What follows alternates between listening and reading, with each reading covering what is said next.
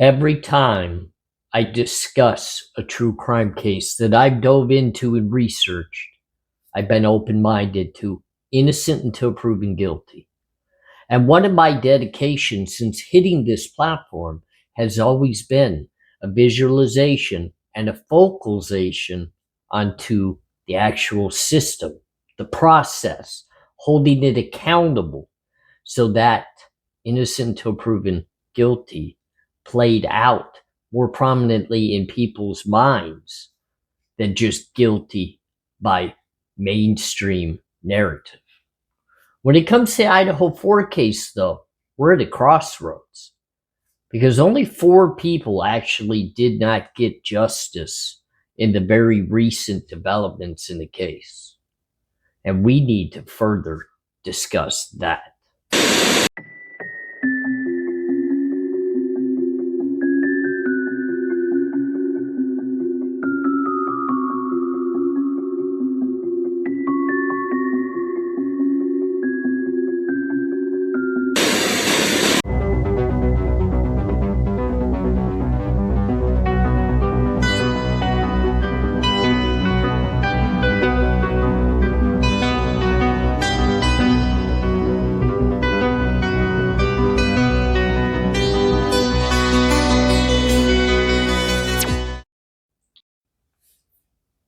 Well, hey, ladies and gentlemen, I'm ARHayes. Welcome back to A Convict's Thoughts.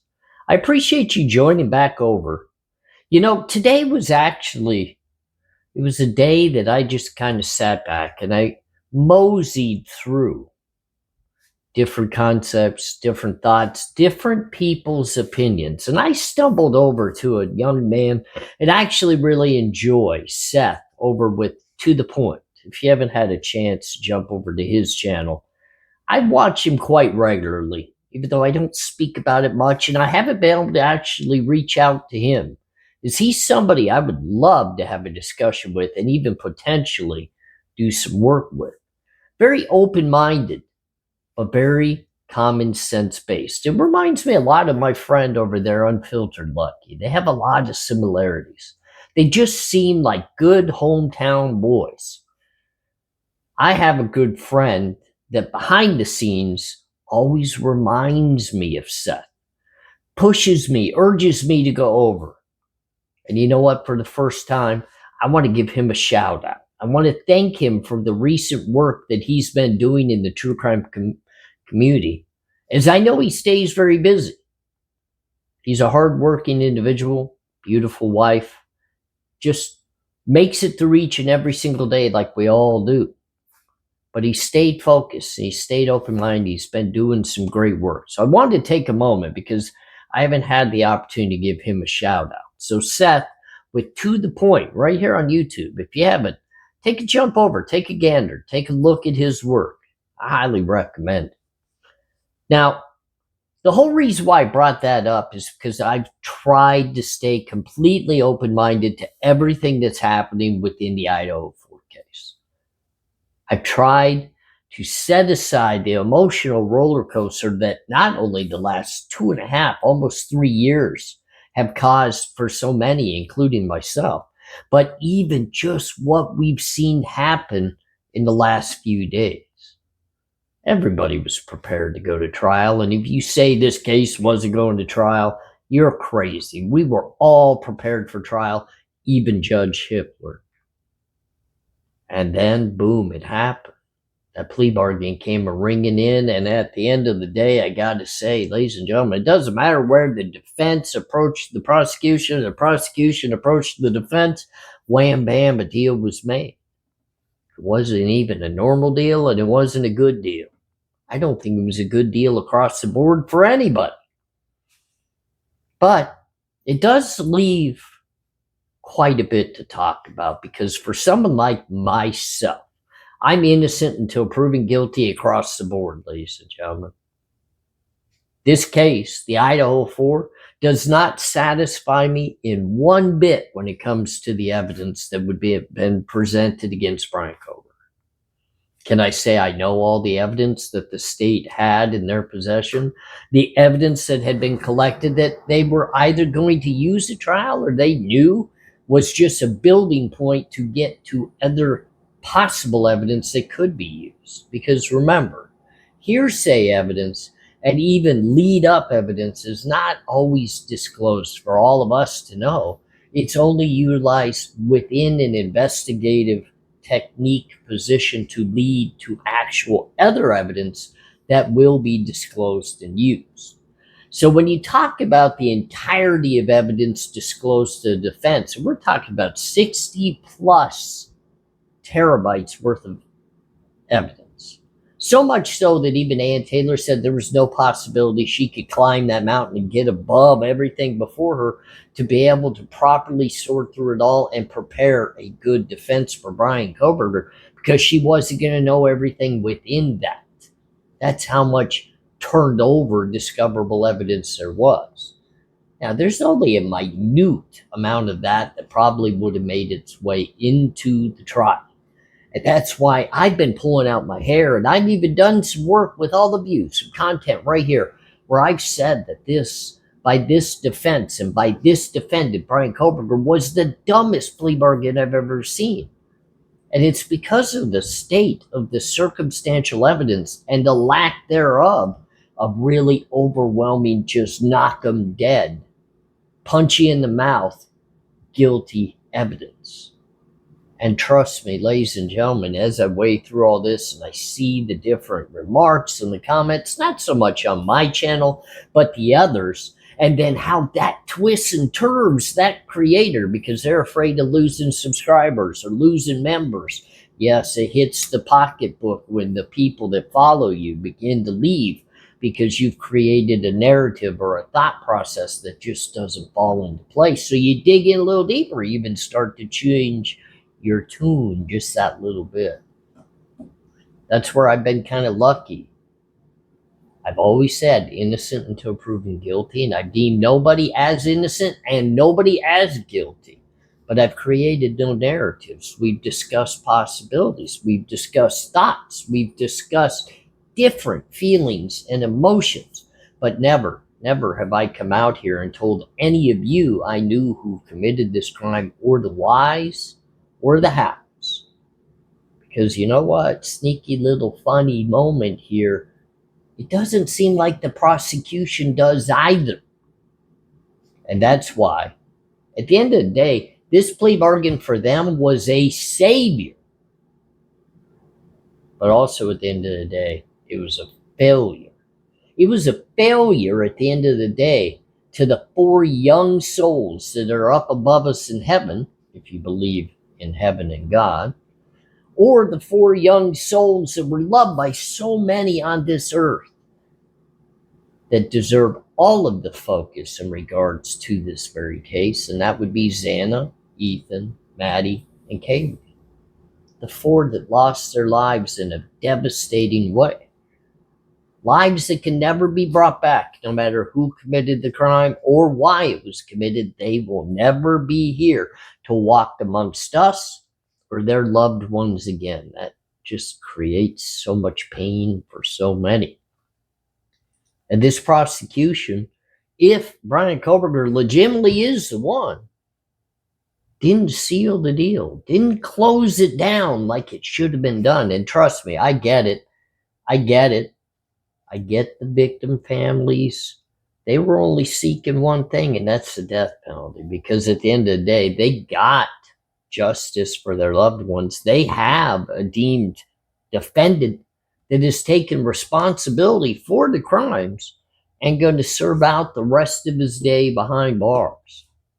But you can see the frustration in most of them, not all of them, most of them, of course, a very key, always in the spotlight family, has been very vocal with their disdain against this actual relieving of the death penalty, dropping and making a plea. They've even made threats. And let me tell you, I don't know if you're continuing to watch my videos, because I know you have before, but I'll make a little recommendation. Bite your tongue a little bit. Be a little more careful with those threats, because you never know what's going to jump up and bite you. Yeah, things do happen based upon threats.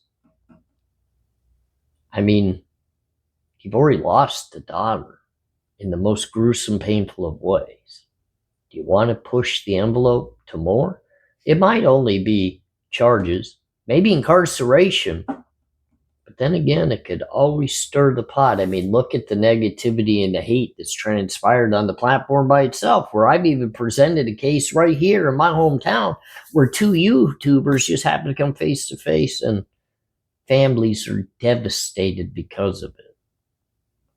I get the anger. Victims' families, I send out all the love I possibly can and the respects to you, but I do say you might not want to throw the threats around. Not even so much towards the defendant, but even more so towards the family, because they're in pain as well, just like you are. They're losing a loved one in all of this mess that they wish they were not losing. So a little bit of a tamper it down a little bit. Tamper it down a little bit. Now, the prosecution failed you. There's no doubt about it. The state of Idaho has been shown as weak. It's weak. Not only in the investigative techniques utilized to try to solve their cases, because let me tell you, we can go on and on about the mistakes that continuously happen in that state. And that's why I say, never lose focus of the way the system conducts and handles itself, because at the end of the day, it can affect anybody and everybody, whether you like it or not, whether you deem these individuals as guilty or not. This system has major cracks and some big holes that need to be filled and fixed. And until the focalization of all of us comes down and starts to try to figure out a better system in a better way, it's going to continue to have its problems.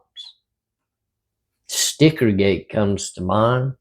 Dr. Moore comes to mind. And if you really look at the Bryan Kohberger case, do you think everything was done on the up and up? And could that potentially be just why Bill Thompson and the prosecution was quick to accept the plea bargain? They knew their evidence was weak. I mean, come on, ladies and gentlemen, this whole thing has been done in the dark and gagged and sealed, but come on, let's be serious. It was weak. Weak. And Bill Thompson, as a prosecutor, you've shown weakness after weakness after weakness. This isn't your first death penalty case with multi-murders that you took a plea on. Now, don't think, ladies and gentlemen, I'm going to let the defense off the hook here too, because they crumbled. Sad to say, they crumbled. With Bryan Kohberger's family sitting in the very front row of that last hearing, the plea agreement, the change of plea to guilty. The family of Bryan Kohberger was sitting right there. And the one thing I want you guys to all really understand before we get into the real specific nature of this, they accepted that plea bargain just as much as their son did. You didn't hear them speak up. You did not hear them scream for his innocence, and you definitely damn well didn't hear them stand up before this judge and state that they had been threatened or something was so terribly wrong. Should be a sign, ladies and gentlemen. It was a bad plea bargain. There was a lack of evidence. There were many questions in regards to the actual investigation, and the worst part of it all is because he was willing to say yes to every single question, which, yes, ladies and gentlemen, at the end of the day is a confession of guilt. Maybe he didn't confess directly to each and every part of the crime. He confessed to his guilt. Are you guilty of? Yes. That is a confession of guilt. And at the end of the day, because of that confession, he was willing to disregard all of his appeals. I bang my head against the wall because I watch so many that think that there is literally options now for the defense, and this was all just a ploy. This was all just a master plan on the defensive side of things, and everything's going to change before we get to the actual sentencing of Bryan Kohberger. Could it? Possibly. Sure. Bryan Kohberger, again, chickens out and changes his plea back to not guilty. Sure. He'll walk into trial now being at even more of a disadvantage than just weak evidence. Now they can literally bring up the fact that he confessed to guilt at a plea agreement hearing. I know, ladies and gentlemen, there's so many whirlwinds out there. He's going to a mental health center. He's going to change his plea again. Oh, he's got this appeal and that opportunity and this and that. The only option he has is that Judge Hippler doesn't give him the max sentencing on every single charge as upcoming sentencing, which means maybe he'll drop the burglary. Bryan Kohberger's doing forever a day, and there's nothing that's going to change that. And he did it himself. So when I stand here before you and I directly look at you and I say, I believe in innocent until proven guilty, and I've had people question on whether I really stand by that or not. What have I done or said before all of you that would change your perception that I do not believe in innocent until proven guilty?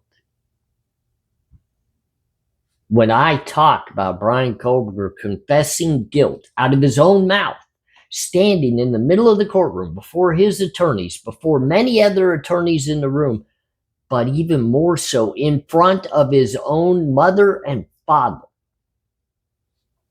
and he stated he was guilty. The question was asked, did you commit X, Y, and Z crimes? Yes. Are you changing your plea to guilty? Yes. Are you doing so voluntarily? Yes. Have you been threatened in any manner? No. Have your lawyers and everybody been able to sit down to you to discuss the exact ramifications of this change of plea? Yes. There was never a moment that that young man stood up in that courtroom and sounded as if he was not direct and sincere in his change of plea. I will never tell you, I will never step before you and ever make the claim that I feel as though law enforcement clearly solved the crime. I will never sit here before you and claim that the evidence against Bryan Kohberger was so overwhelming that even I, within my feelings, felt as though they could have convicted him. No, I don't think so. I think this would have been a hell of a trial, and it would have been hard to get a heart and soul guilty verdict out of 12 jurors. I felt mistrial at the worst. It could have even been better for the defense as a not guilty verdict if they had stood up and fought all the way to the end, but they quit a month before trial, and Bryan Kohberger made the decision to accept responsibility for the crime. Does that mean that I'm going to always fully believe that he was the one and only that committed this crime? No, because I've clearly stated to all of you, and I will not go back on the way that I feel that he could potentially commit this crime on his very own. No, I don't feel that way. I look at the crime scene. I look at the tragic nature of the crime scene. I look at everything it would take, and no, I do not feel single perp. But as of right now, I know of only one perp, one that admitted and took responsibility for a guilty verdict on the crimes. We're never going to learn. We're never, ever going to learn why. And for so many of you out there that continue to say he's innocent without a doubt, he took this plea bargain even though he's fully innocent. You have to look at all these other cases where people took plea bargains that were innocent. Tell me one person that stood before all and took ultimate responsibility with his parents in the room that they committed a quadruple homicide just a month before going to trial, waiving all of their rights to appeal, where the very evidence against them was not clear, but it was somewhat could prove guilt. DNA, car, and now admittance to the crime. He said with his own words, his own self stood up at the court. So I'm not supposed to believe that. I'm not supposed to believe a PhD level student is incapable of standing up in court and knowing right from wrong, from whether that's a good plea for him or not. I'm supposed to think that when I put all focus on the system, that I'm supposed to believe one that could change that entire complexity of the focus on that system by fighting the very issues and circumstances that this case brought out. All they had to do was have the strength to fight, bring the focus to the lack of investigative technique, transparency, and they did not do that. Okay, you lose a trial. Yep, you get the worst of the worst punishments. You're on death row. You have appeals all the way up to the highest of courts, and you can scream from the rooftops how innocent you are. You never have to give in and state at all, not a single word of guilt. You can fight until the very last breath of your nature that there's no way you committed this crime, and you would have people backing you heart and soul, because look at the community. It's still completely divided right here today at this very point. I have a good friend, Unfiltered Lucky, out there screaming to the rooftops that he is upset with this plea bargain for both sides, prosecution and defense. But where I have to draw a little bit of a line in the sand is, what makes us think as normal everyday people that don't even live in the state of Idaho, or not family members, have nothing to do with this case outside the fact we followed it for 3 years.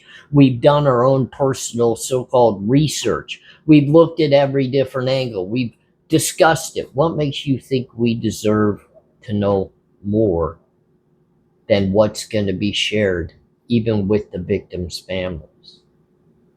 Do you realize a motive will never be stated in this case unless Bryan Kohberger decides to say it? The courts cannot force you to give a motive.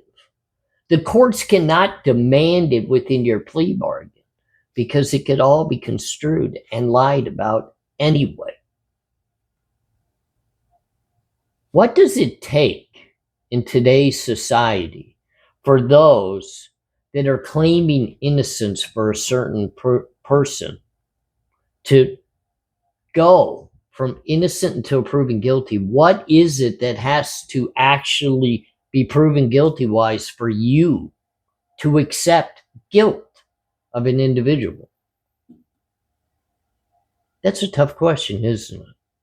What within us sways our vision from innocent until guilty? What evidence do you need? Are you telling me that a person that stands before all, including his mother and father,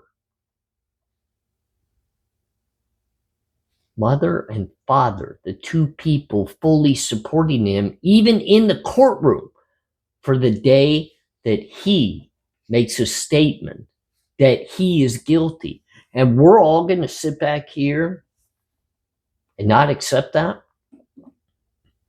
We got to continue to dig to prove he's innocent. Ladies and gentlemen, I'm not condemning Bryan Kohberger. I'm not even saying I know what part of the crime he was involved in. I've already clearly stated I think there's more to the story, but I don't think there's more to Bryan Kohberger's story outside of what you've just seen. He told you he's guilty. Why won't you accept that? What is it about that you won't accept? For all of those that stand on the fence fighting for Bryan Kohberger, and I'm not telling you to not support him. I'm not telling you to not send him a letter while he's incarcerated. I'm not telling you don't put money on his books. I'm not saying anything about stopping your support. But why don't you believe what he has to say? Are you calling him a liar? What does that benefit him? Don't come at me, because look, ladies and gentlemen, I've been through it. I know what everybody's going to say. Oh, he was pressured into this plea bargain. He was pressured by the death penalty. Yeah, that's what quadruple homicide in the state of Idaho can be charged with. It's a death penalty capital crime. And in most cases, from what I've seen, many people either like or don't like the death penalty, and that's a different discussion. So if you don't feel as though Bryan Kohberger deserves a death penalty, that's a great discussion. But why won't you accept his own acceptance of the charges and his role when he clearly states, yes, I'm guilty, yet you continue to say he's not, and that's not what he meant to say? I don't know, ladies and gentlemen. I personally have to believe him. I'm not going to sit here and go through each and every single day thinking that he lied to the entire world, making himself look even worse in front of his mother and father, if it wasn't legitimately to do the right thing, which is accept guilt for something that you've actually done. Look, I've had to take responsibilities for things in my life I didn't want to, but at the time it was the right time to do it. And two, he probably took the plea to save his life, because maybe his mom and dad and their son sat down together and they want to have a few more years in life as a family, even though he would have had that if he had just taken a trial. And that's what I'm saying. I agree with everybody. Horrible plea bargain. Horrible. But the other side of things, it doesn't change the fact. He clearly said, I did it. Yes, to all counts. Yes, to all counts, with explanations of those counts. Yes, yes. That's a confession, ladies and gentlemen. ARHayes, Convict's Thought. Great talk. I'm sure we'll do it again soon.